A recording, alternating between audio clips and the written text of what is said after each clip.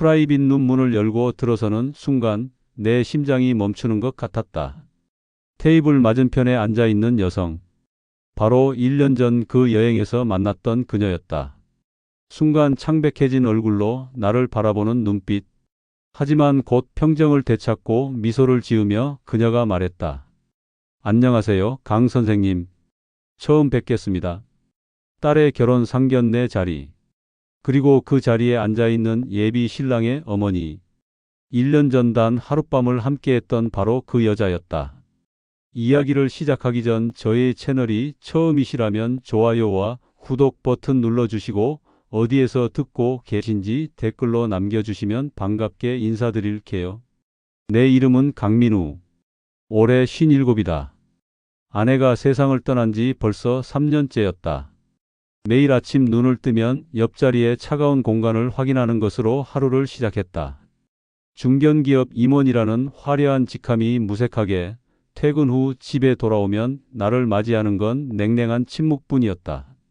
거실 소파에 앉아 혼자 저녁을 먹는 모습은 이제 너무 익숙해져 버렸다. TV는 켜져 있지만 무슨 내용인지 귀에 들어오지 않았다. 그저 정적을 메우기 위한 소음일 뿐이었다. 딸 서연은 대학을 졸업하고 지방 도시에서 직장 생활을 하고 있었고 아들은 군복무 중이라 주말이면 더욱 척척했다. 회사 동기 재현은 술자리 때마다 늘 같은 말을 했다. 좀 나가서 사람도 만나고 그러라고. 하지만 나는 변화를 원하지 않았다. 정확히는 변화가 두려웠다. 새로운 사람을 만나고 새로운 관계를 시작한다는 것은 아내의 부재를 완전히 인정하는 것처럼 느껴졌다. 그런데 어느 금요일 저녁 재현이 가방에서 전단지 하나를 꺼냈다. 혼자가 아닌 하루를 선물합니다라는 문구가 눈에 들어왔다. 묻지마 여행이라는 프로그램 소개였다. 재현은 요즘 중장년층 사이에서 꽤 인기라며 한 번만 나가보라고 권했다. 부담 없이 하루만 다녀오는 거라고. 목적지도 모르고 만나는 사람도 모르고 그냥 하루 동안만 일상을 벗어나는 거라고 했다. 나는 피식 웃으며 고개를 저었다. 그런 프로그램이 나에게 무슨 의미가 있을까 싶었다. 하지만 그날 밤 텅 빈 집으로 돌아와 거실 한가운데 서 있던 나는 문득 그 전단지가 생각났다. 아내가 쓰던 찻잔, 그녀가 좋아하던 쿠션, 함께 찍은 가족 사진들. 집 안 곳곳에 남아있는 흔적들이 오늘따라 유난히 무겁게 느껴졌다. 소파에 앉아 소주를 한 잔 마시며 재현이 준 전단지를 다시 꺼내봤다. 혼자가 아닌 하루. 그 문구가 자꾸만 마음에 걸렸다. 다음 주 금요일 저녁 나는 결국 전화를 걸었다. 떨리는 손으로 번호를 누르는 내 모습이 낯설었다. 전화를 받은 여성의 목소리는 밝았다. 간단한 안내를 들었다. 당일 오전 9시에 지정된 장소로 오면 되고 참가비는 현장에서 받는다고 했다. 목적지와 일정은 당일에 공개된다고 했다. 그리고 가장 중요한 규칙이 있다고 했다. 함께하는 사람들과 개인정보를 교환하지 않는 것. 이름, 직업, 연락처, 사는 곳 등 어떤 개인정보도 주고받지 않는다고 했다. 그냥 하루 동안만 함께 시간을 보내고 좋은 추억만 만드는 거라고. 묘한 규칙이었다. 하지만 어쩌면 그래서 더 부담이 없을 것 같았다. 나는 예약을 마치고 전화를 끊었다. 가슴 한편에서 오랜만에 설렘 비슷한 것이 일렁였다. 토요일 아침이 밝았다. 평소보다 일찍 일어나 샤워를 하고 깔끔한 캐주얼 차림으로 옷을 입었다. 거울을 보니 3년 동안 부쩍 늙어버린 내 모습이 보였다. 머리에 흰머리가 많이 늘었고 눈가에 주름도 깊어졌다. 그래도 오늘만큼은 조금 기대가 됐다. 집합 장소인 시내 한 공원 입구에 도착하니 이미 20여 명의 사람들이 모여 있었다. 대부분 50대 전후로 보이는 남녀였고 모두들 어색한 표정으로 서 있었다. 가이드가 나타나 인사를 하고 곧 2분씩 짝을 지어준다고 안내했다. 나는 긴장한 표정으로 서 있었다. 누구와 짝이 될까? 혹시 불편한 사람이면 어떡하지? 괜한 걱정들이 머릿속을 스쳤다. 가이드가 내 이름을 부르며 앞으로 나오라고 했다. 앞으로 나가자 한 여성이 나를 향해 미소를 지으며 다가왔다. 50대 초반으로 보이는 그녀는 단정한 헤어스타일에 베이지색 원피스를 입고 있었다. 화장은 연하게 했지만 우아한 분위기가 느껴졌다. 그녀가 먼저 손을 내밀며 말했다. 안녕하세요. 오늘 하루 잘 부탁드립니다. 나는 약간 긴장한 채로 악수를 받았다. 그녀의 손은 따뜻했다. 그녀는 자신을 수진이라고 소개했다. 이런 프로그램은 처음이라 좀 떨린다고 했다. 나도 친구가 권해서 용기를 냈다고 대답했다. 그녀도 친구가 인생이 달라질 거라고 해서 왔다며 웃었다. 한수진. 그녀의 목소리는 차분하면서도 부드러웠다. 묘하게 마음이 편안해지는 느낌이었다. 우리는 나란히 서서 다른 참가자들을 기다렸다. 가이드가 이제 출발한다며 버스에 탑승하라고 안내했다. 사람들이 하나둘 버스에 올랐다. 수진이 먼저 창가 자리에 앉았고 나는 그 옆 통로 쪽에 자리를 잡았다.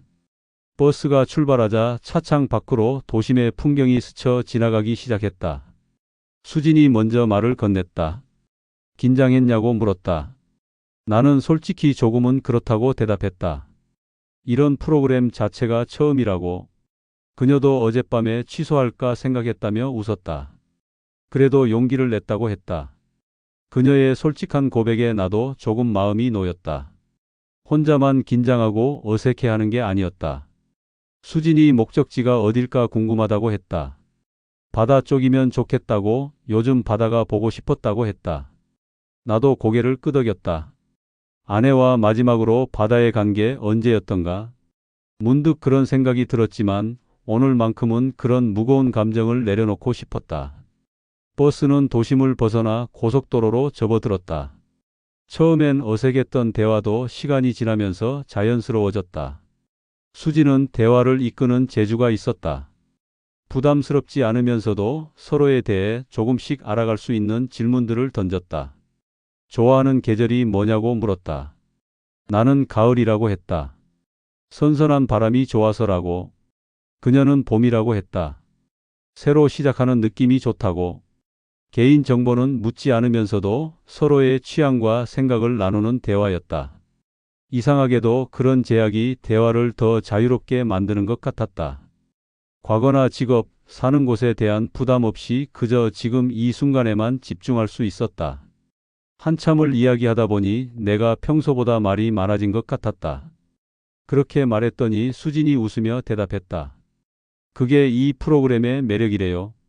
내일이면 다시 만날 일 없는 사람들이니까 오히려 더 솔직해질 수 있는 거죠. 맞는 말이었다. 앞으로의 관계를 신경 쓸 필요가 없으니 더 편하게 대화할 수 있었다. 창밖으로 펼쳐지는 풍경을 함께 바라보며 나는 오랜만에 누군가와 진심으로 웃고 있는 내 모습을 발견했다. 가슴 한편이 따뜻해지는 느낌이었다. 3년 만에 처음 느끼는 온기였다. 버스가 멈춘 곳은 동쪽 해안의 작은 항구 마을이었다.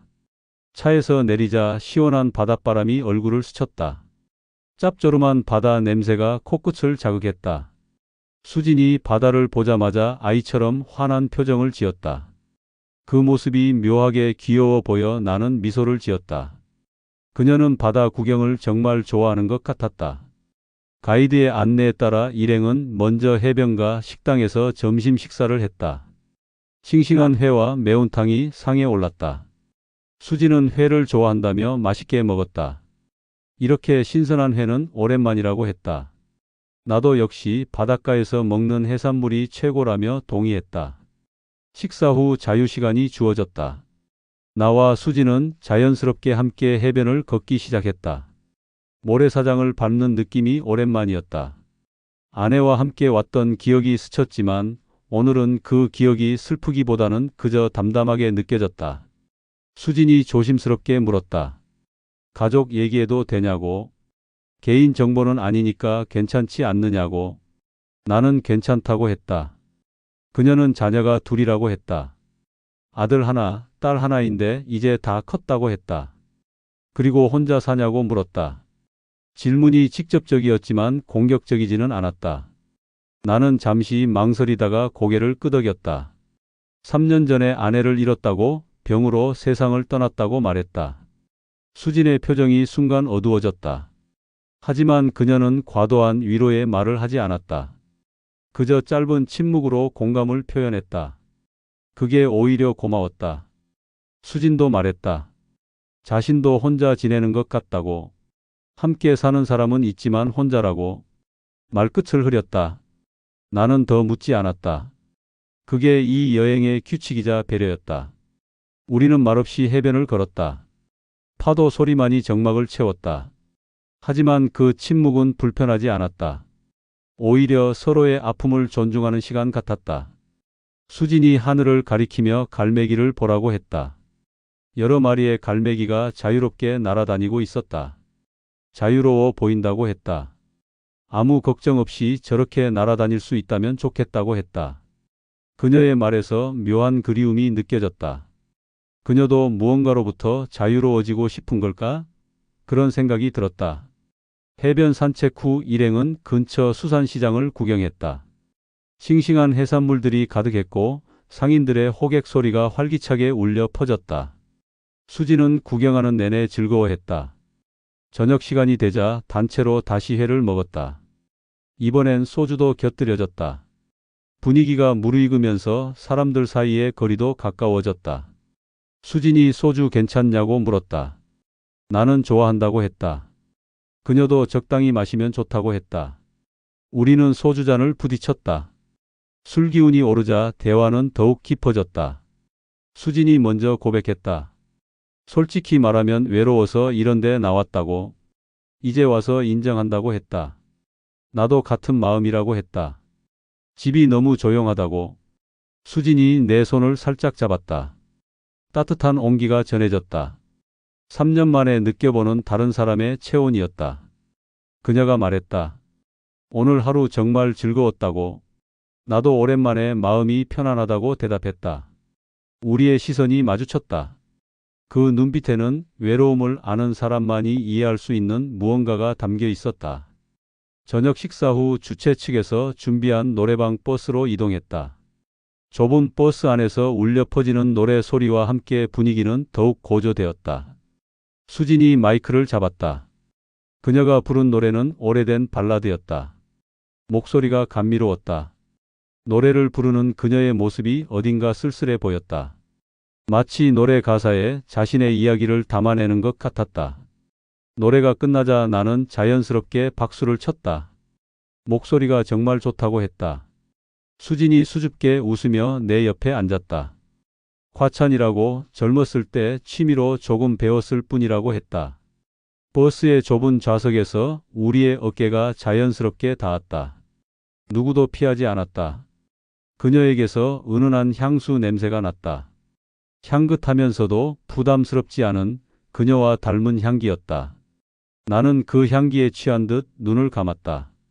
노래방 시간이 끝나고 일행은 숙소로 향했다. 주최 측에서 준비한 작은 펜션이었다.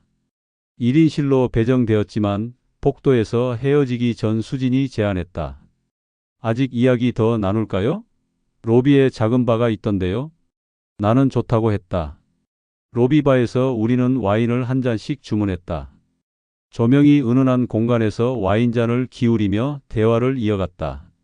수진이 와인잔을 돌리며 말했다. 이런 말 하면 이상할지 모르지만 오늘 하루가 꿈 같다고. 나도 같은 생각이라고 했다. 오랜만에 이렇게 편하게 웃어본 것 같다고. 수진이 물었다. 외로웠냐고. 나는 정직하게 대답했다. 많이 외로웠다고. 그녀도 자신도 그렇다고 했다. 짧은 대화였지만 그 안에는 많은 의미가 담겨 있었다. 우리는 서로의 외로움을 이해하고 있었다. 와인 한 병을 다 비울 때쯤 분위기는 미묘하게 달라져 있었다. 수진이 먼저 일어나 말했다. 방 같이 쓸래요? 그냥 외롭지 않게. 그 순간 나는 망설임 없이 고개를 끄덕였다. 이성적인 판단보다 감정이 앞섰다. 아니, 어쩌면 너무 오랫동안 억눌렀던 외로움이 폭발한 것일지도 몰랐다. 방 열쇠를 받아들고 엘리베이터를 타는 동안에도 현실감이 없었다. 이게 정말 내가 하는 행동인가 싶었다. 하지만 수진의 따뜻한 손을 잡고 있자니 이 순간이 나쁘지 않다는 생각이 들었다. 방문을 닫자 수진이 먼저 다가왔다. 우리는 서로를 바라보았다.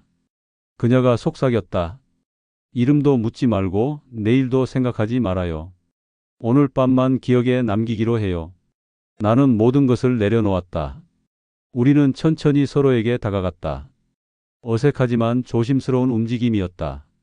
오랜만에 느껴보는 다른 사람의 온기였다. 수진의 손이 내 어깨에 닿았고 나는 그녀를 조심스럽게 끌어안았다. 긴 포옹이었다. 아무 말도 필요 없었다. 그저 서로의 체온으로 위로받는 시간이었다. 3년 동안 얼어붙었던 내 마음에 작은 불씨가 지펴지는 느낌이었다. 창문 너머로 달빛이 들어왔다. 바다에서 불어오는 바람 소리가 잔잔하게 들려왔다. 우리는 그렇게 서로에게 위안이 되어 주었다. 외로움을 아는 두 사람만이 줄 수 있는 따뜻함이었다. 시간이 얼마나 흘렀을까? 나는 수진의 규칙적인 숨소리를 들으며 천장을 바라보았다. 죄책감이 들까봐 걱정했지만 이상하게도 마음은 편안했다. 오히려 오랜만에 평화로운 기분이었다. 내일이면 다시 만날 일 없는 사람. 그 생각이 오히려 마음을 편하게 했다. 아무런 부담 없이 그저 오늘 하루만 존재하는 관계. 어쩌면 그래서 더 진실할 수 있었는지도 몰랐다. 나는 천천히 눈을 감았다. 오랜만에 편안한 잠이 찾아올 것 같았다. 아침이 밝았을 때 수진은 이미 옷을 다 갖춰 입고 있었다. 창가에 서서 바다를 바라보는 그녀의 뒷모습이 어딘가 쓸쓸해 보였다. 나는 조심스럽게 일어나 앉았다. 그녀가 내가 깬 것을 알아차리고 돌아봤다. 미소를 지었지만 어젯밤과는 다른 차분함이 느껴졌다. 마치 우리 사이에 있었던 일을 단호하게 정리하고 있는 듯했다. 곧 출발 시간이라고 그녀가 말했다. 나는 어젯밤이 좋았다고 말했다. 수지는 잠시 눈을 감았다 뜨며 고개를 끄덕였다. 자신도 좋았다고 했다. 하지만 약속대로 여기서 끝이라고 했다. 연락처도 묻지 말고 이름도 묻지 말라고 했다. 그녀의 단호한 목소리에 나는 반박할 수 없었다. 그것이 묻지마 여행의 규칙이었으니까. 함께 아침을 먹고 버스에 올랐지만 돌아오는 길은 묘하게 어색했다. 창밖 풍경을 보며 각자의 생각에 잠겨 있었다. 가끔 시선이 마주치면 어색하게 웃었지만 더 이상 깊은 대화는 나누지 않았다. 어젯밤의 친밀함이 아침 햇살과 함께 사라져버린 것 같았다. 시내에 도착해 버스에서 내릴 때가 됐다. 헤어질 시간이었다. 수진이 마지막으로 내 손을 꼭 잡았다. 그녀가 말했다. 행복하세요? 정말로요? 그렇게 수진은 내 인생에서 사라졌다. 아니, 사라진 줄 알았다. 나는 그녀의 뒷모습을 한참 동안 바라봤다. 사람들 속으로 사라지는 그녀를 보며 묘한 상실감이 들었다. 하지만 이것이 약속이었다. 하루 만에 인연. 그 이상도 그 이하도 아닌. 집으로 돌아오는 길, 버스 안에서 여러 생각이 들었다. 이게 맞는 건가? 하지만 동시에 마음 한편이 가벼워진 것도 사실이었다. 3년 만에 처음으로 누군가와 진심으로 연결된 느낌을 받았다. 비록 하루였지만 그 후로도 나는 가끔 묻지마 여행에 참여했다. 재연이 또 권하기도 했고 무엇보다 수진 같은 사람을 다시 만날 수 있지 않을까 하는 기대가 있었다. 하지만 여러 번 참여해도 그날 같은 느낌은 다시 오지 않았다. 다른 사람들과도 대화를 나눴고 즐거운 시간을 보냈지만 수진과 같은 연결감은 느껴지지 않았다. 몇 달 후 나는 결국 묻지마 여행 참가를 그만뒀다. 무언가를 찾으려는 시도가 오히려 집착처럼 느껴졌기 때문이다. 그리고 깨달았다. 그날은 그날로 끝난 것이라고. 더 이상 찾으려 하지 말아야 한다고.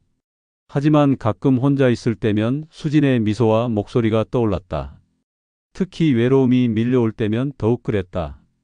소파에 앉아 소주를 마시며 그날 밤을 떠올렸다. 그녀의 따뜻한 체온, 은은한 향수 냄새, 부드러운 목소리. 모든 것이 선명하게 기억났다. 직장 생활은 평소와 다름없이 이어졌다.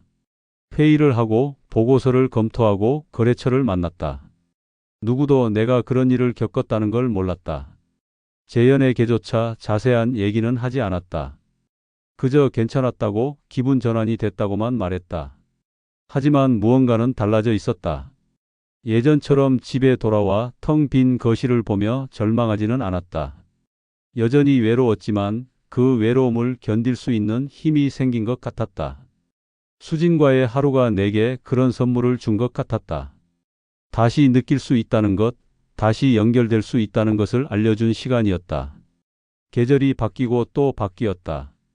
나는 천천히 일상으로 돌아갔다. 아내의 물건들을 조금씩 정리하기 시작했다. 그녀를 잊는다는 의미가 아니라 앞으로 나아간다는 의미로. 딸 서연이 가끔 집에 들렀을 때도 예전보다 밝은 얼굴로 맞이할 수 있었다. 시간은 그렇게 흘러갔다. 수진과의 기억은 점점 희미해졌다. 아니, 희미해진 것은 아니었다. 다만 그 기억이 주는 무게가 가벼워졌다고 해야 할까? 이제는 그날을 떠올려도 아프지 않았다. 그저 고마운 추억으로 남았다. 1년여가 지났을 무렵 나는 거의 수진을 떠올리지 않게 됐다. 가끔 바다를 보거나 그 노래를 들을 때면 순간적으로 생각나곤 했지만 그것뿐이었다. 일상은 계속됐고 나는 그 일상에 적응해 갔다. 혼자라는 것이 더 이상 두렵지 않았다. 그리고 바로 그때 전화가 왔다. 어느 주말 오후 딸 서연에게서 전화가 왔다. 목소리가 들뜬 것으로 보아 좋은 소식인 것 같았다. 서연이 말했다. 아빠, 저 결혼하려고요. 갑작스러운 소식에 나는 잠시 말문이 막혔다. 딸이 연애를 한다는 건 알고 있었지만 결혼까지 생각하고 있는 줄은 몰랐다. 놀랐지만 한편으로는 기뻤다. 내 딸이 누군가를 만나 행복해진다는 건 축복이었으니까. 누구냐고 물었다. 아빠가 한번 만나봐야 한다고 했다. 서연이 대답했다. 다음 주 토요일에 상견례를 하기로 했다고. 상대방 부모님과 함께 만나기로 했다고 했다. 딸의 목소리에서 설렘이 느껴졌다. 오랜만에 듣는 딸의 행복한 목소리였다. 전화를 끊고 나는 한참을 멍하니 앉아 있었다. 딸이 결혼한다니. 시간이 정말 빨리 흐른다는 생각이 들었다. 엊그제 태어난 것 같은데 벌써 결혼을 한다니. 문득 아내 생각이 났다. 아내가 살아 있었다면 얼마나 좋아했을까? 지금쯤 이것저것 준비하느라 바쁘게 움직이고 있었을 것이다. 혼자 딸을 시집 보내야 한다는 생각에 가슴 한편이 허전했다. 하지만 동시에 기쁘기도 했다. 서연이 좋은 사람을 만났다는 것이, 행복하게 살 수 있다는 것이 감사했다. 상견례 날까지 일주일이 남았다. 나는 오랜만에 정장을 꺼내 입어봤다. 조금 헐렁해진 것 같았다. 3년 동안 살이 빠진 모양이었다. 새로 맞춰야 하나 고민하다가 그냥 입기로 했다. 수선만 하면 될 것 같았다. 일주일은 금방 지나갔다. 토요일 아침 나는 정장을 차려입고 상견례 장소로 향했다. 시내 한 고급 레스토랑이었다. 서연이 예약한 곳이라고 했다. 가는 길 내내 묘한 감정이 들었다. 아내가 살아있었다면 얼마나 좋았을까 하는 생각과 함께 허전함도 느껴졌다. 레스토랑에 도착해 3층 프라이빗 룸으로 올라갔다. 서연이 미리 와 있었다. 예비 신랑인 민준도 함께였다. 잘생긴 청년이었다. 인사를 나누며 악수를 했다. 민준은 예의 바르게 인사했다. 첫인상은 좋았다. 서연이 말했다. 상대방 부모님이 곧 도착한다고. 나는 자리에 앉아 기다렸다. 약간 긴장이 됐다. 어떤 분들일까? 잘 맞을 수 있을까? 여러 생각이 들었다. 문이 열리는 소리가 들렸다. 나는 자연스럽게 고개를 들어 입구를 봤다. 그리고 그 순간 시간이 멈춘 것 같았다. 문을 열고 들어서는 여성. 단정한 투피스 정장을 입은 그녀. 순간 나는 숨이 멎는 것 같았다. 바로 1년 전 묻지마 여행에서 만났던 그 여자. 수진이었다. 그녀도 나를 알아봤다. 순간 창백해진 얼굴로 나를 바라봤다. 눈빛에서 당혹감이 느껴졌다. 하지만 곧 그녀는 평정을 되찾고 미소를 지었다. 마치 처음 만나는 사람처럼 인사했다. 안녕하세요, 강 선생님. 처음 뵙겠습니다. 나도 따라 연기했다. 반갑다고, 처음 뵙는다고 말했다. 온몸에 식은땀이 흘렀다. 이게 무슨 상황인가? 꿈을 꾸고 있는 건가? 하지만 현실이었다. 테이블에는 딸 서연과 그녀의 약혼자 민준, 그리고 수진과 그녀의 남편으로 보이는 중년 남성이 앉아 있었다. 소개를 받았다. 민준의 부모님이라고. 아버지 성함은 박재훈, 어머니 성함은 한수진이라고. 수진은 민준의 어머니였다. 1년 전 그 하룻밤을 보냈던 여자가 이제 내 사돈이 될 사람이었다. 머릿속이 하얘졌다. 정신을 차리고 자리에 앉았지만 식사 내내 머릿속은 혼란스러웠다. 수진 역시 어색한 미소를 지은 채 나와 눈을 마주치지 않으려 애쓰는 모습이었다. 그녀의 남편 박재훈은 온화한 미소로 대화를 이끌어갔다. 자신은 대기업 임원이라고 소개했다. 민준이가 서연을 처음 소개했을 때부터 눈이 다르더라며 웃었다. 정말 인연이란 게 있나 보다고 했다. 나는 억지로 미소를 지으며 대답했다. 우리 서연도 마찬가지라고, 좋은 사위를 맡게 되어 기쁘다고 했다. 대화가 이어지는 동안 수진은 주로 침묵하고 있었다. 가끔 질문을 받으면 짧게 대답할 뿐이었다. 박재훈이 결혼식은 다음 달 셋째 주 토요일로 하면 어떻겠냐고 제안했다. 모두가 동의했다. 나도 기계적으로 고개를 끄덕였지만 머릿속은 온통 혼란스러웠다. 상견례 자리에서 딸에게 웃어 보이며 축하해 주는 동안에도 수진과 나눴던 그 밤의 기억이 계속해서 떠올랐다. 식사가 끝나고 헤어지는 자리에서 수진이 조심스럽게 내게 다가왔다. 작은 목소리로 말했다. 두 아이들 앞날에 좋은 일만 있었으면 좋겠네요. 그 말만 남기고 그녀는 남편의 팔짱을 끼며 자리를 떠났다. 나는 그 뒷모습을 멍하니 바라봤다. 이게 정말 현실인가 싶었다. 집으로 돌아오는 택시 안에서 서연이 물었다. 민준이 어떻냐고, 그리고 부모님은 어떠냐고. 나는 대답했다. 괜찮아 보이더라고. 특히 어머님이 참품이 있어 보이셨다고 했다. 내 입에서 나온 말에 스스로도 놀랐다. 품이라니. 1년 전 펜션에서 만났던 그 밤의 수진과는 또 다른 모습이었다. 오늘의 그녀는 단정한 투피스 정장 차림에 우아한 매너를 갖춘 말 그대로 품이 있는 어머니였다. 집에 돌아와 혼자 남자 내 머릿속은 더욱 복잡해졌다. 수진은 결혼한 여성이었다. 그날 밤 그녀의 손가락에 반지가 없었던 건 의도적으로 뺀 것이었을까? 그녀에게 그런 일이 흔한 일상이었던 걸까? 혹시 다른 남자들과도 그런 관계를 맺고 있는 건 아닐까? 가슴이 답답했다. 소주 한 병을 꺼내 거실에 앉아 천천히 마셨다. 취기가 오르자 더욱 생각이 꼬였다. 이런 사람이 우리 서연의 시어머니가 된다면 딸의 결혼 생활에도 영향이 있지 않을까? 민준이는 어떤 가정교육을 받고 자랐을까? 다음 날 출근길에 괜히 거리를 지나가는 여성들을 유심히 보게 됐다. 혹시 수진을 마주치지 않을까 하는 불안감 때문이었다. 하지만 이 넓은 도시에서 우연히 마주칠 확률은 거의 없었다. 그래도 불안한 마음은 쉽게 가라앉지 않았다. 일주일이 지났을 무렵 휴대폰으로 문자 한 통이 왔다. 발신자는 모르는 번호였다. 내용을 읽는 순간 심장이 쿵 내려앉는 느낌이었다. 강민우 씨, 한수진입니다. 시간 괜찮으시면 잠시 뵙고 싶습니다. 중요한 얘기가 있어서요. 어떻게 내 번호를 알게 되었을까? 아마도 서연을 통해서겠지. 나는 망설이다가 답장을 보냈다. 언제 어디서 만날까요? 그녀가 답했다. 내일 오후 3시 시내 한 카페에서 만나자고 했다. 주소를 보내주겠다고 했다. 나는 긴 한숨을 내쉬었다. 이제 정말 이야기를 해야 할 시간이 온 것 같았다. 우리가 어떻게 해야 할지, 무엇을 해야 할지. 그 대화를 피할 수는 없었다. 다음 날 약속 시간보다 일찍 도착한 나는 카페 구석자리에 앉아 초조하게 기다렸다. 손에 쥔 커피잔이 미세하게 떨리는 게 느껴졌다. 무슨 이야기를 하게 될까? 그녀는 무엇을 말하려는 걸까? 여러 생각이 머릿속을 스쳤다. 정확히 3시 수진이 카페에 들어섰다. 오늘은 평범한 블라우스에 청바지 차림이었고 화장도 연하게 했다. 상견례 때보다 훨씬 편안한 모습이었다. 그녀가 자리에 앉자 묘한 긴장감이 감돌았다. 우리는 서로의 눈을 피했다. 내가 먼저 입을 열었다. 그날 정말 놀랐다고. 수지는 고개를 끄덕이며 깊은 한숨을 내쉬었다. 자신도 그랬다고 했다. 세상에 이런 우연이 있을 줄이야.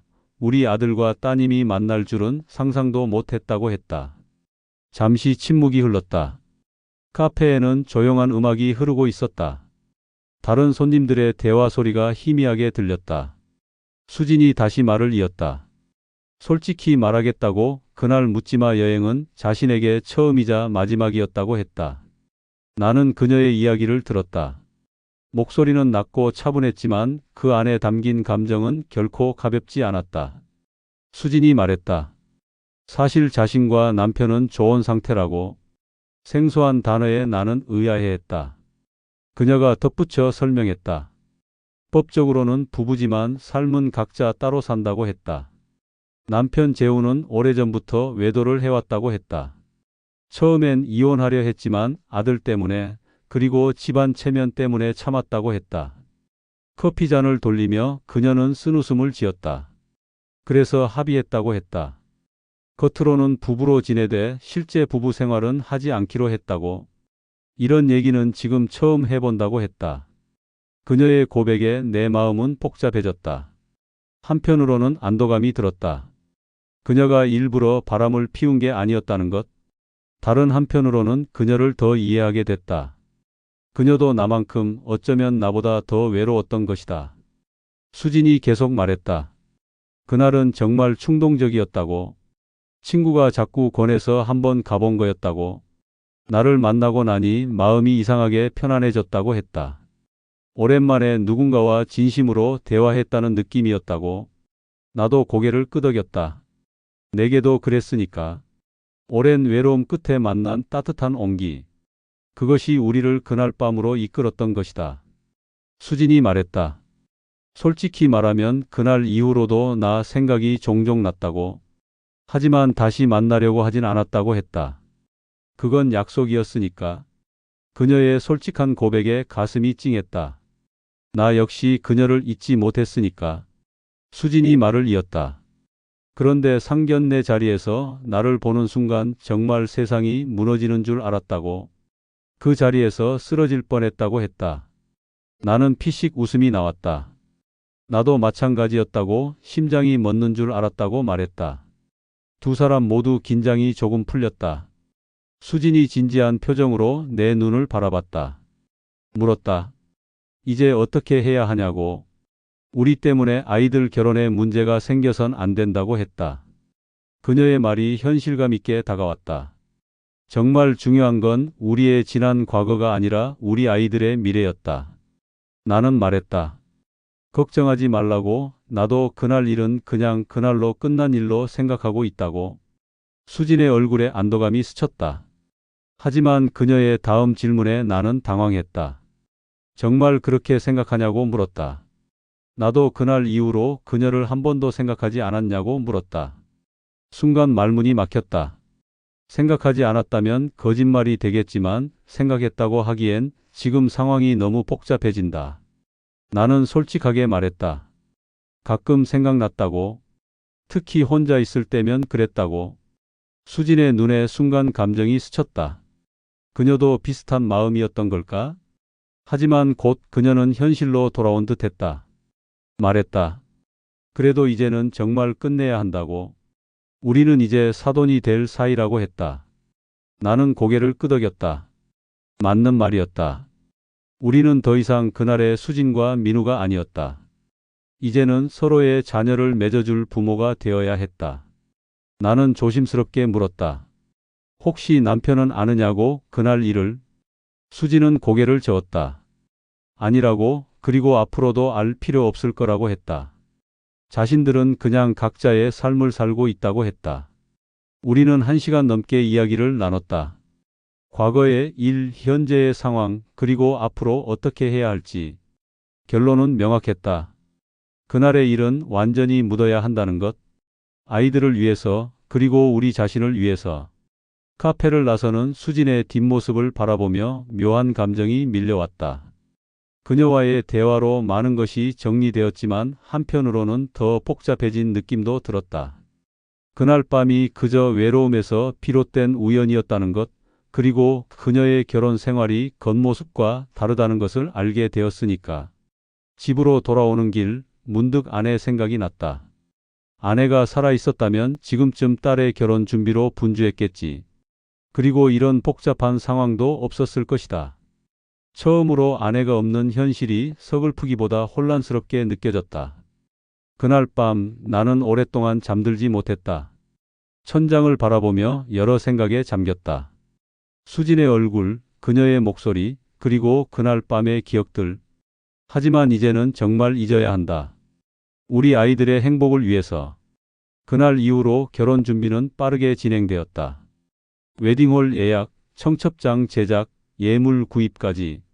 모든 과정에서 수진과 마주칠 수밖에 없었다. 하지만 우리는 철저히 자녀들의 부모라는 역할에만 충실했다. 웨딩홀을 둘러보는 날이었다.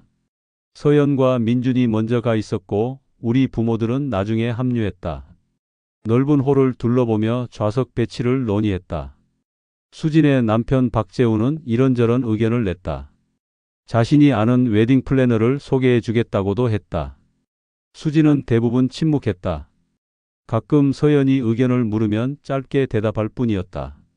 우연히 우리의 시선이 마주칠 때면 묘한 긴장감이 감돌았지만 곧 다른 화제로 넘어가며 어색함을 감췄다. 청첩장 문구를 정하는 날도 있었다. 카페에 모여 샘플들을 보며 의견을 나눴다. 재훈이 이런 문구는 어떠냐고 제안했다. 수진은 고개를 끄덕이며 좋다고 했다. 나도 동의한다고 말했다. 모든 것이 기계적으로 진행됐다. 하지만 마음 한편은 여전히 불편했다. 수진과 같은 공간에 있다는 것 자체가 긴장되었다. 그녀도 비슷한 것 같았다. 가끔 손을 떨거나 물을 자주 마시는 모습에서 그녀의 긴장감이 느껴졌다. 어느 날 서연이 전화를 했다. 민준 어머니가 아빠 안부를 자꾸 물으신다고 했다. 그 말에 가슴이 철렁했다. 수진이 괜히 나를 의식하는 걸까? 아니면 단순히 사돈으로서의 예의였을까? 나는 웃어넘기며 대답했다. 평범한 사람인데 뭘 그렇게 신경 쓰시냐고. 하지만 그 말이 하루 종일 머릿속을 맴돌았다. 왜 수진이 내 안부를 물었을까? 혹시 그녀도 나처럼 불편해하고 있는 걸까? 아니면 정말 사돈으로서 관심을 보이는 걸까? 알 수 없었다. 다음 주에는 양가 부모님들끼리 저녁 식사를 하기로 했다. 서연이 전화로 알려줬다. 민준의 아버지가 제안했다고 했다. 마음이 또 한번 복잡해졌다. 수진의 남편 재훈과 마주 앉아 식사를 해야 한다니. 그가 만약 그날 밤 일을 알게 된다면 어떻게 될까? 불안감이 엄습했지만 거절할 이유도 없었다. 장소는 시내 한 한정식집이라고 했다. 민준이 예약했다고 했다. 나는 좋다고 대답했다. 하지만 마음은 편하지 않았다. 식사 당일 긴장된 마음으로 식당에 도착했다. 이미 박재훈 부부가 와 있었다. 수진은 우아한 한복 차림이었다. 그녀의 옆에 앉아있는 남편은 단정한 양복 차림이었다. 그는 온화한 미소로 나를 맞이했다. 자리에 앉으라고 했다. 식사가 시작되고 재훈은 제법 호의적인 태도로 대화를 이끌어갔다. 자신은 대기업 임원이라고 다시 한번 밝혔다. 겉으로 보기엔 성공한 비즈니스맨이었다.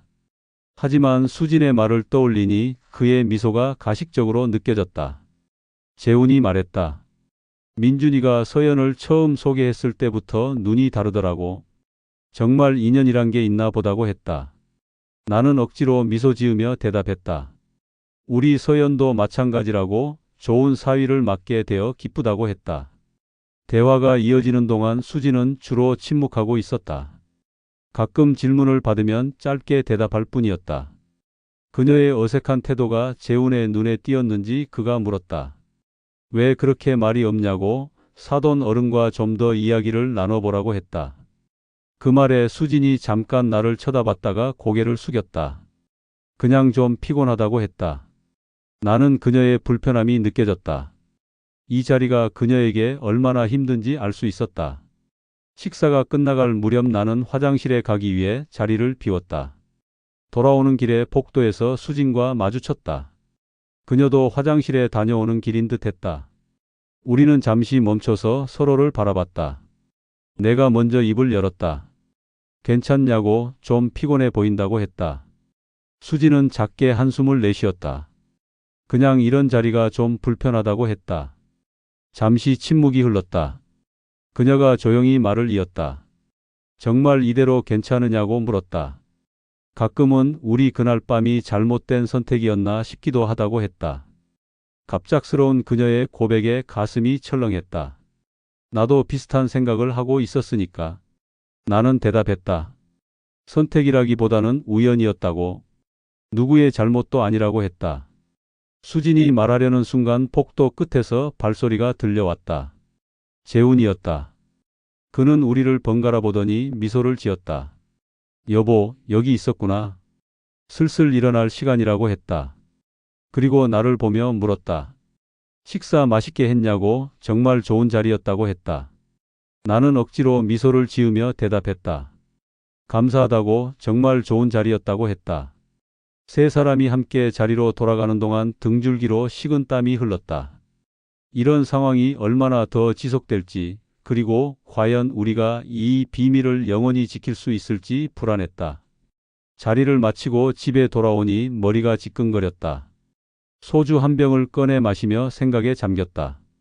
수진의 표정, 그녀의 목소리, 그리고 그날 밤의 기억들이 계속해서 머릿속을 맴돌았다.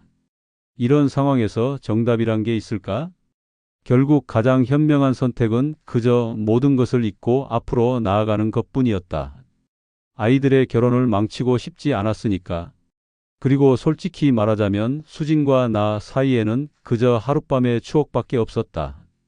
그 이상도 그 이하도 아닌. 하지만 왜 이렇게 마음이 복잡한 걸까?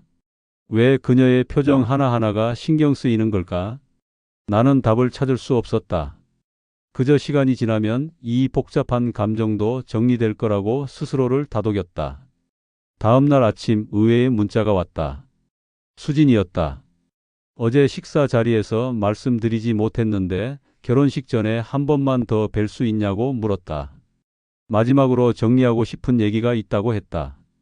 나는 한참을 문자를 바라보고 있었다. 마지막이라는 단어가 무겁게 다가왔다. 결국 답장을 보냈다. 좋다고. 언제 어디서 만나면 되냐고 물었다. 수진이 답했다. 내일 아침 일찍 한강공원에서 만나자고 했다. 사람들이 많지 않을 시간이라고 했다. 나는 알겠다고 답했다. 그날 밤 나는 잠을 제대로 이루지 못했다. 무슨 이야기를 하게 될까? 그녀는 무엇을 말하려는 걸까? 여러 생각이 머릿속을 스쳤다. 다음 날 아침 일찍 한강공원으로 향했다. 바람이 선선하게 불어오는 가을 날이었다. 벤치에 앉아 수진을 기다렸다. 조깅하는 사람들만 간간히 지나갔다. 이른 시간이라 공원은 한산했다. 멀리서 수진이 걸어오는 모습이 보였다. 평소보다 더 편안한 차림이었다. 가벼운 운동복 차림에 머리는 단정하게 묶어 올렸다. 화장기 없는 그녀의 얼굴이 오히려 더 자연스러워 보였다. 수진이 벤치에 앉으며 물었다. 기다리셨어요? 나는 방금 왔다고 대답했다. 여기서 만나자고 해서 좀 우회였다고 했다. 그녀는 아침 운동 겸 자주 나온다고 했다. 집에만 있으면 답답하다고 했다. 잠시 침묵이 흘렀다. 두 사람 모두 어떻게 말을 꺼내야 할지 모르는 것 같았다.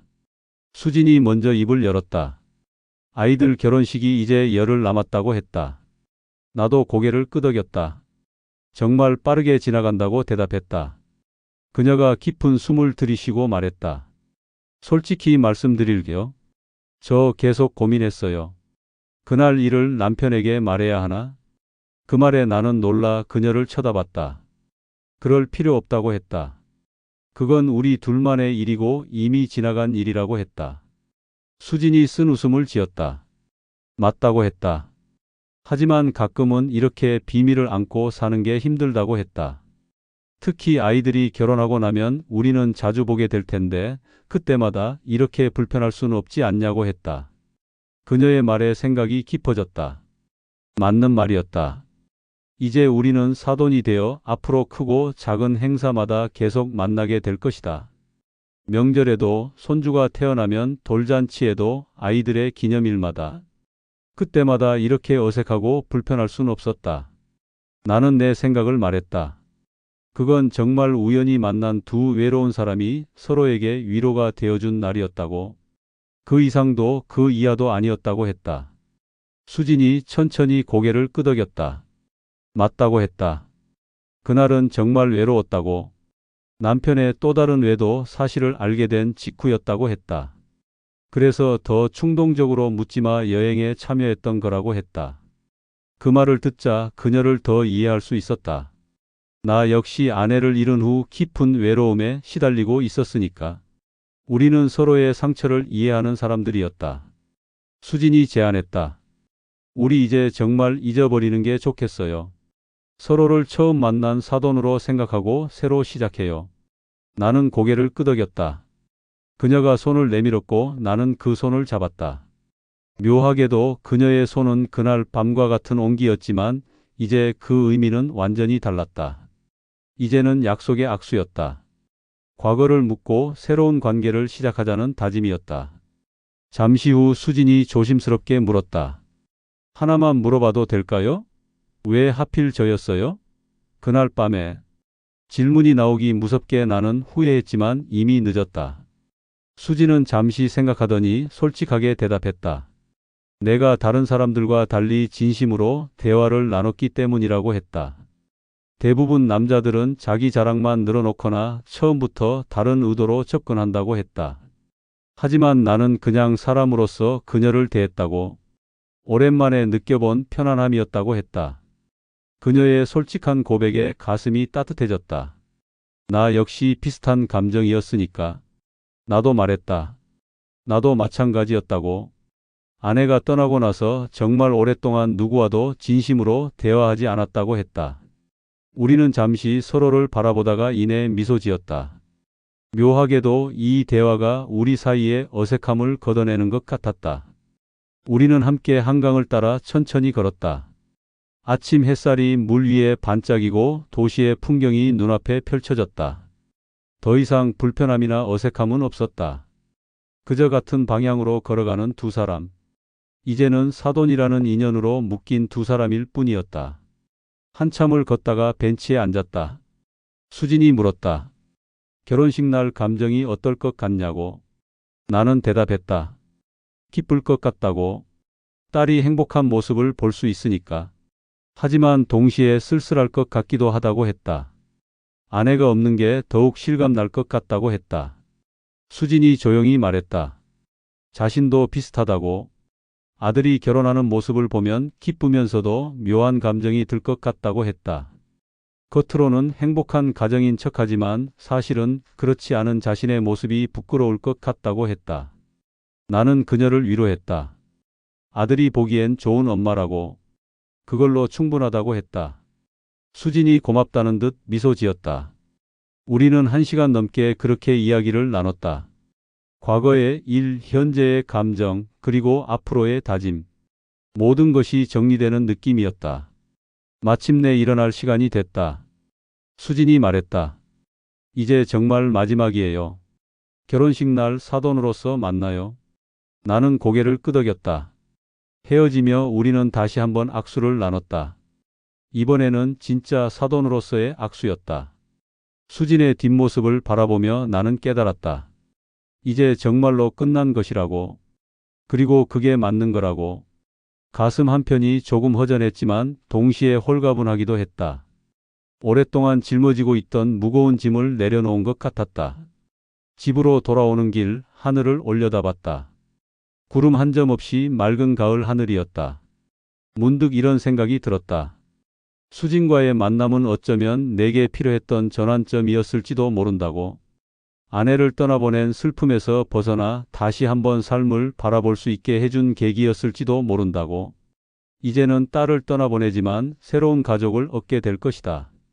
그리고 이 모든 것이 그날 밤의 우연한 만남에서 시작되었다는 사실이 신기할 따름이었다.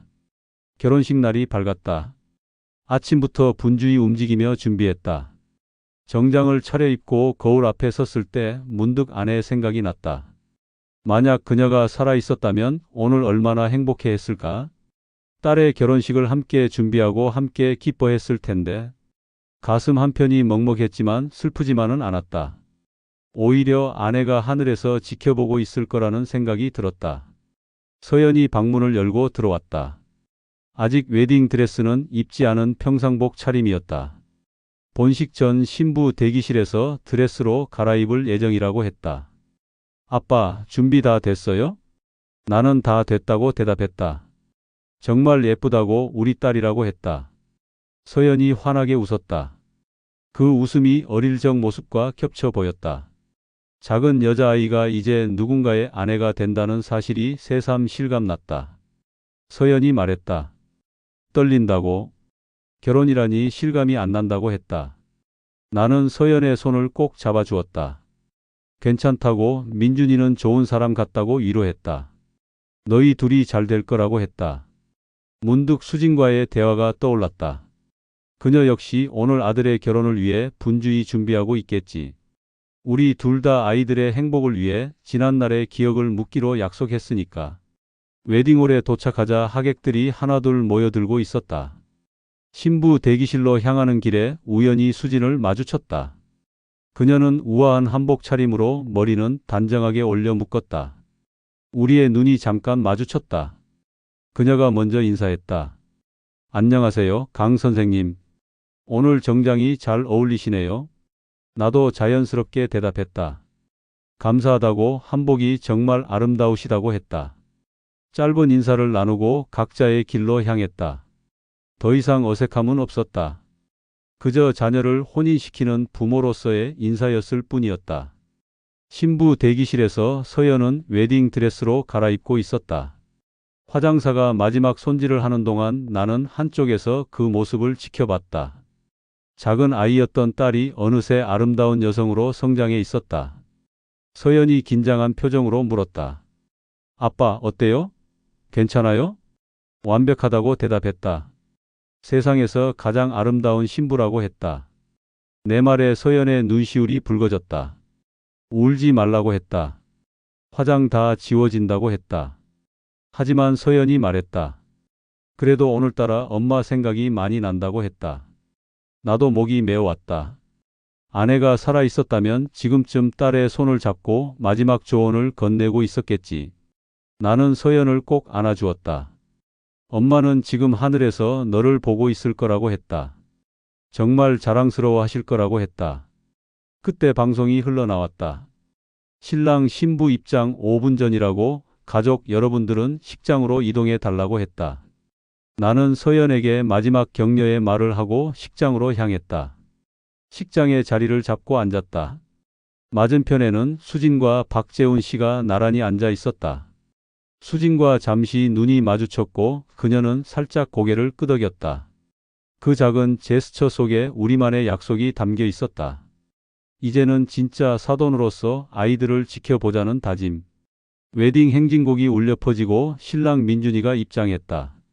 단정한 턱시도를 입은 그의 모습이 의젓해 보였다.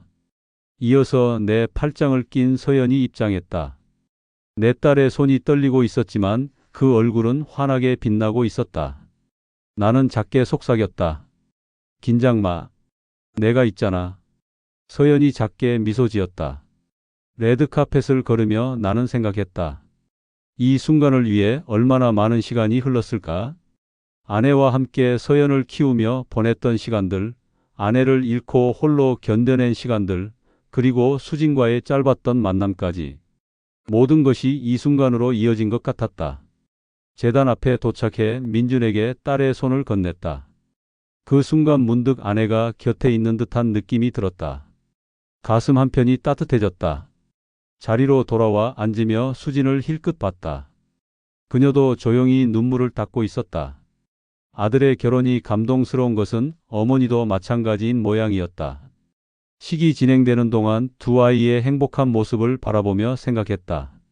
인생은 참 예측할 수 없는 것이구나. 2년 전 우연히 만난 그 여자가 이제 내 사돈이 되다니. 그리고 그날의 기억은 이제 정말 과거로 묻혀야 할 순간이구나. 식이 끝나고 피로 연장으로 이동했다. 수많은 하객들이 축하 인사를 건넸다. 바쁘게 움직이며 사람들을 맞이했다. 그러다 잠깐 복도에서 수진과 다시 마주쳤다. 다른 하객들이 모두 앞서가고 우리 둘만 잠시 남았다. 축하드려요, 강 선생님. 정말 아름다운 결혼식이었어요. 나도 감사하다고 대답했다. 민준이도 정말 멋졌다고 했다. 잠시 정적이 흐르다가 수진이 조용히 말했다. 이제 정말 끝이네요. 그 말에 무슨 뜻인지 나도 알고 있었다. 그날의 기억, 그날의 감정, 그 모든 것에 이제 진정한 마침표를 찍는다는 의미였다. 나는 고개를 끄덕였다. 네, 이제 우리는 그저 사돈일 뿐이라고 말했다. 수진이 미소 지었다. 그 미소에는 후회도 미련도 없었다. 그저 새로운 시작을 향한 담담함만이 있었다. 우리는 서로에게 정중히 고개를 숙이고 피로 연장으로 향했다. 그 순간 묘한 해방감이 들었다. 마치 오랫동안 짊어지고 있던 무거운 짐을 내려놓은 것 같았다. 이제 정말로 새로운 시작이었다. 피로 연장해서 두 가족이 한 테이블에 앉았다. 수진의 남편 박재훈 씨가 건배를 제안했다. 두 가정의 행복한 만남을 위해서라고 했다. 모두가 잔을 들어 부딪혔다. 수진과 내 잔도 부딪혔고 그 짧은 순간 우리의 눈이 마주쳤다. 이제 그 눈빛에는 부담감이나 어색함이 없었다. 그저 자녀의 출발을 축하하는 부모로서의 기쁨만이 담겨 있었다. 테이블에는 음식들이 차례로 나왔다. 재훈이 와인을 따르며 말을 이었다. 앞으로 자주 만나야 한다고 했다. 사돈끼리 친하게 지내야 아이들도 편하다고 했다. 나도 동의한다고 대답했다. 서연과 민준이 행복하게 사는 게 가장 중요하다고 했다. 수진도 조용히 고개를 끄덕였다. 식사를 하는 동안 재훈은 이런저런 이야기를 꺼냈다. 회사 이야기, 골프 이야기, 최근 다녀온 여행 이야기까지. 그는 말이 많은 사람이었다. 수진은 대부분 조용히 듣고만 있었다. 가끔 남편이 말을 건넬 때만 짧게 대답했다. 그녀의 모습을 보며 나는 생각했다. 저렇게 오랜 시간을 함께 살아왔구나. 겉으로는 부부지만 실제로는 남남으로. 얼마나 외로웠을까? 서연과 민준이 테이블을 돌며 하객들에게 인사를 하고 있었다. 두 사람이 우리 테이블에 왔을 때 재훈이 말했다. 야, 민준아. 정말 잘 어울리는구나. 서연 씨도 정말 예쁘고.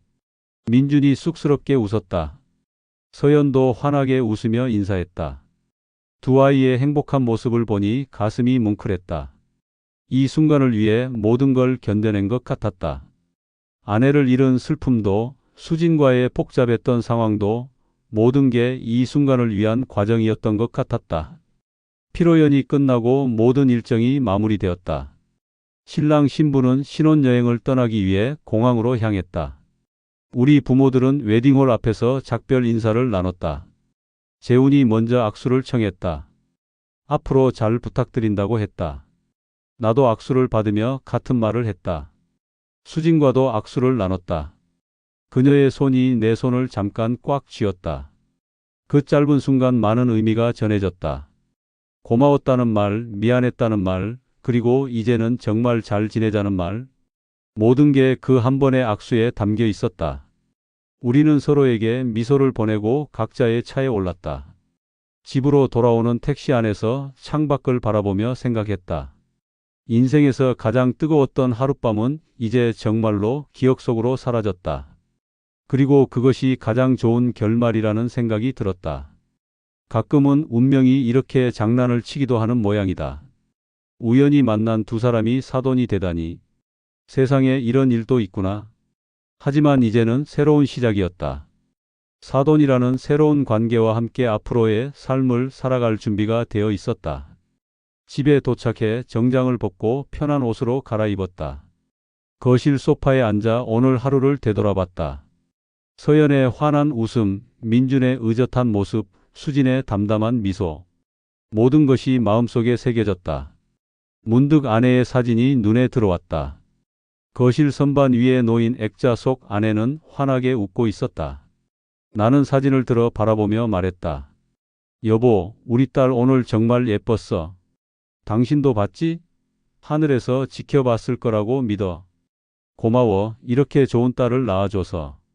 그날 밤 나는 오랜만에 편안하게 잠들 수 있었다. 더 이상 복잡한 감정도 불안함도 없었다. 그저 딸의 행복을 기원하는 아버지의 마음만이 남았다. 수진과의 일은 이제 정말로 과거가 되었다. 아름다웠지만 끝난 추억. 그리고 그 추억 위에 새로운 관계가 시작되었다. 다음 날 아침 서연에게서 문자가 왔다. 공항에 잘 도착했다고, 신혼여행 잘 다녀오겠다고 했다. 그리고 마지막으로 고맙다고, 사랑한다고 했다. 나는 답장을 보냈다. 행복하게 잘 살라고, 아빠는 항상 내 편이라고 했다. 창밖을 보니 햇살이 따뜻하게 내리쬐고 있었다. 가을이 깊어가는 계절이었다. 나는 커피를 한 잔 내려 마시며 생각했다. 이제 진짜 새로운 시작이구나. 딸을 떠나보냈지만 새로운 가족을 얻었다. 그리고 무엇보다 나 자신과의 화해를 이뤘다. 아내를 잃은 슬픔을 딛고 일어섰고 잠깐의 방황 끝에 제자리를 찾았다. 며칠 후 회사에 출근했을 때 재현이 물었다. 결혼식 잘 치렀냐고. 나는 고개를 끄덕이며 대답했다. 정말 좋았다고, 딸이 행복해 보였다고 했다. 재현이 웃으며 말했다. 그래, 이제 너도 홀가분하겠구나. 자식 하나 장가 보냈으니. 나도 웃으며 그렇다고 대답했다. 점심시간에 혼자 산책을 하며 생각했다. 지난 몇 달이 꿈만 같았다. 수진과의 재회, 복잡했던 감정들, 그리고 결국 정리된 관계까지. 모든 것이 영화의 한 장면 같았다. 하지만 이제는 현실로 돌아왔다. 평범한 일상, 평범한 하루하루. 그것이 내가 살아갈 삶이었다. 저녁에 집에 돌아와 TV를 켰다. 뉴스가 나오고 있었다. 세상은 여전히 돌아가고 있었다. 나는 소파에 앉아 저녁을 먹으며 생각했다. 앞으로 명절이 되면 수진과 자주 마주치게 될 것이다. 아이들 집에 갈 때도, 손주가 태어나면 돌잔치에서도. 하지만 이제는 괜찮을 것 같았다. 우리는 약속했으니까. 그날의 일은 완전히 묻기로. 계절이 바뀌고 또 바뀌었다. 서연과 민주는 신혼생활을 잘 꾸려가고 있었다.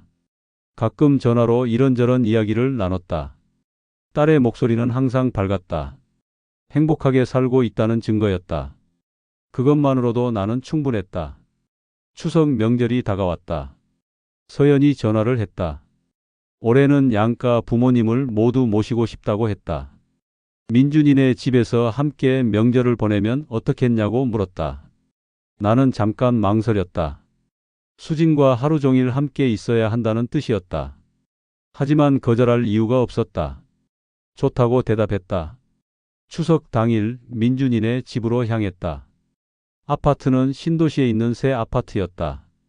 초인종을 누르자 서연이 문을 열었다. 환하게 웃으며 반겼다.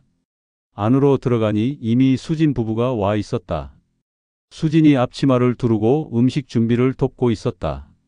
우리의 눈이 마주쳤다. 그녀가 먼저 인사했다. 어서 오세요, 사돈어른. 나도 자연스럽게 대답했다. 덕분에 잘 지냈다고, 준비하느라 수고가 많다고 했다. 더 이상 어색함은 없었다. 정말로 그냥 사돈으로서의 대화였다. 재훈도 반갑게 맞이했다. 소파에 앉아 차를 마시며 이런저런 이야기를 나눴다. 명절 음식을 함께 먹으며 가족처럼 시간을 보냈다. 서연과 민준이 행복하게 웃는 모습을 보니 가슴이 따뜻해졌다. 수진도 조용히 미소 지으며 아이들을 바라보고 있었다. 재훈은 여전히 말이 많았다. 회사 이야기, 골프 이야기를 끊임없이 했다. 하지만 이제는 그것도 익숙해졌다. 식사 후 설거지를 하는데 수진이 주방으로 왔다. 우리 둘만 잠깐 남았다. 그녀가 조용히 말했다. 강 선생님, 오늘 편하셨어요? 나는 고개를 끄덕였다. 편했다고, 이제는 정말 괜찮다고 대답했다. 수진도 미소 지으며 말했다. 자신도 그렇다고. 이제는 정말 사돈으로만 보인다고 했다. 우리는 짧게 웃고 다시 설거지를 계속했다. 정말로 모든 것이 정리된 순간이었다. 저녁이 되어 집으로 돌아오는 길, 나는 차창 밖을 바라보며 생각했다. 수진과의 만남은 어쩌면 내게 필요했던 전환점이었을지도 모른다. 아내를 떠나보낸 슬픔에서 벗어나 다시 한번 삶을 바라볼 수 있게 해준 계기였다. 그리고 이제는 딸을 떠나보냈지만 새로운 가족을 얻었다. 수진이라는 사돈, 민준이라는 사위, 그리고 곧 태어날지도 모르는 손주까지. 이 모든 것이 그날 밤의 우연한 만남에서 시작되었다는 사실이 신기할 따름이었다. 인생의 아이러니였다. 가장 뜨거웠던 하룻밤을 함께한 사람이 이제는 가장 가까운 가족이 되었다. 하지만 동시에 가장 먼 사람이기도 했다. 우리 사이에는 이제 그 어떤 감정도 없었다. 그저 아이들을 위하는 부모의 마음만이 있을 뿐이었다. 겨울이 오고 다시 봄이 왔다. 서연에게서 반가운 소식이 들려왔다. 임신을 했다고 했다. 나는 손주를 갖게 된다는 기쁨에 한동안 말을 잇지 못했다. 아내가 살아 있었다면 얼마나 좋아했을까? 하지만 이제는 그런 생각에 슬퍼하지 않았다. 대신 감사했다. 이렇게 행복한 순간을 맞이할 수 있다는 것에. 출산 예정일이 다가왔다. 병원에서 수진과 다시 만났다. 우리는 함께 복도에서 기다렸다. 재우는 회사 일로 조금 늦는다고 했다. 수진과 나 둘만 남았다. 오랜만에 둘만의 시간이었다. 하지만 더 이상 어색하지 않았다. 긴장되시죠? 수진이 먼저 말을 걸었다. 나도 그렇다고 대답했다. 첫 손주라서 더 떨린다고 했다. 수진도 같은 마음이라고 했다. 우리는 함께 기다리며 이런저런 이야기를 나눴다. 손주 이름은 뭐로 할까? 준비는 잘 되어 있을까? 서연이는 괜찮을까? 걱정 반 설렘 반이었다. 몇 시간 후 건강한 아기의 울음소리가 들려왔다. 아들이었다. 우리는 함께 신생아실로 달려갔다. 유리창 너머로 작은 아기가 보였다. 수진과 나는 나란히 서서 손주를 바라봤다. 두 사람 모두 눈물이 핑 돌았다. 그 순간 나는 깨달았다. 인생의 모든 순간이 의미가 있었다는 것을. 아내와의 행복했던 시간, 아내를 잃은 슬픔, 수진과의 뜨거웠던 하룻밤, 그리고 복잡했던 재해까지. 모든 것이 이 순간을 위한 과정이었다. 이 작은 생명이 세상에 태어나는 순간을 위한. 수진이 조용히 말했다. 참 신기하죠? 우리 인연이. 나도 고개를 끄덕였다. 정말 신기하다고, 운명의 장난 같다고 했다. 하지만 나쁘지 않다고 했다. 이렇게 손주를 함께 볼 수 있게 되었으니까. 수진도 미소 지으며 동의했다. 집으로 돌아오는 길 나는 생각했다.